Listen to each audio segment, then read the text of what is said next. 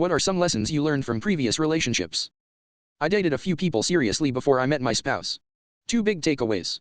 1. All the sweet romantic things I did to get the girl should have been a continued effort. I got lazy in the relationship, and that made her feel neglected. I couldn't take the complaining and called it quits. 2. Physical attraction isn't everything, but it is absolutely essential for me. I told myself I would be more physically attracted as I got to know her.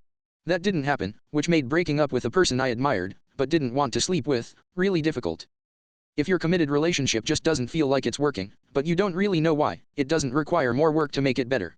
It requires the confidence to know that it is okay to say no and walk away. Save yourself some time.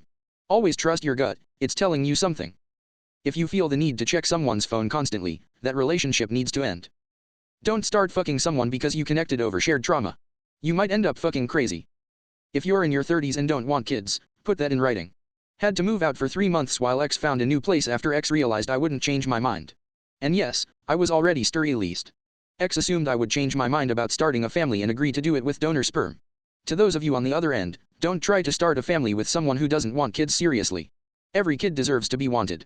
By everyone in their life. That I had to be okay single to be okay with someone else. None of my past relationships were anything more than a band-aid on my problems, and I, likewise, was a band-aid for my past partner's problems. After my last relationship before my current one, I decided to take at least a year to be single to work on myself before even thinking about dating again. One of the best decisions I ever made. I'd rather be alone. Don't date drinkers. Get a dog. How to make good Indian food. 1. Don't trust tears. 2. Because you feel things for them, doesn't mean they feel the same things for you. 3. If they are toxic and make you feel bad, leave. Don't try to make it work because they are not happy with what they have.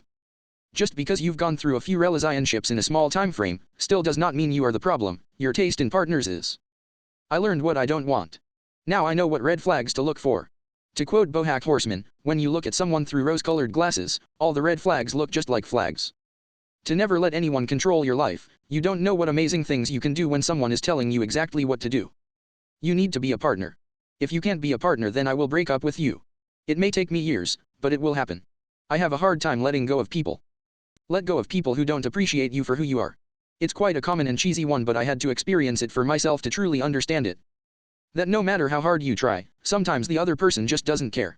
PPL don't always date you cause they love you. Sometimes they just want to make their ex jealous, or they're bored/trolls and just want to lead you on and make you love them, then completely break her heart. Don't stay too long, if it becomes apparent that things are falling apart. 1. People aren't mind readers. If you want the other person to do more or less of something, you have to tell them versus just sitting back and assuming they can anticipate your needs. 2. Actions speak louder than words. If they keep saying they'll do/stop something but their actions don't match their words, what they say will likely never happen. You have to decide if you can live with that. 3. It's not wrong for you to ask your partner to stand up for your relationship if a third party is coming off too flirty. 4. Trust is all you have. If you can't trust your partner, it won't work. Even if someone is flirting with them, you have to trust that they'll shut it down. If that trust isn't there, you're either too paranoid or they've shown that they can't be trusted. 5. Learn you and your partner's love language. This helps both of you to appreciate each other in ways you care about, i.e., gift giving, words of affirmation, and it also helps to avoid issues where you feel like your partner isn't doing enough. For example, if your love language is giving and receiving gifts and they don't know this, it might lead to you feeling frustrated because you just assume they don't care versus them genuinely not knowing that's important to you and vice versa. If you date someone with depression, don't think you'll be the solution. Sure, you can motivate your significant other, but if they are suicidal, convince them to get professional help. If the commitment isn't mutual, the relationship isn't worth having. Learned this the hard way in a friendship where I was the only one putting in effort. I ended up breaking it off on my terms, but not after it severely affecting my mental health. I lived with my /now/ex-girlfriend and we dated for 4 years. There were certainly a lot of red flags early on in the relationship with her inability to effectively communicate, which often resulted in shouting matches where she would just yell for 10 minutes. Over the course of those 4 years I actually only yelled at her one time. She noticed that it was scary. It was very late in our relationship and I was at a point where it was frustrating to be talked down to constantly, and never have an opportunity to talk.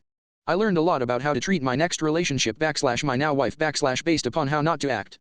* When communication is tough, I really try to pursue open dialogue, to prevent any type of shouting or yelling / so far, I don't think either of us has had to raise our voice at each other, ever / I learned that violence is never the answer, ever and was always on guard to know when to walk away from future relationships.